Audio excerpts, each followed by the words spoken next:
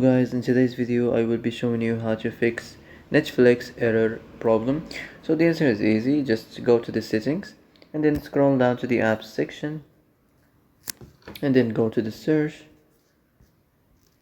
and search Netflix,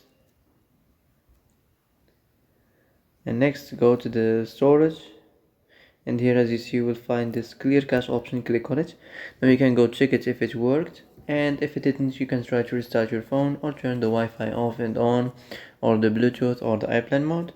Also you can try to clear data, but be careful. If you clear data, all the Netflix data will be deleted. This includes all files, the settings, the accounts, the databases, etc.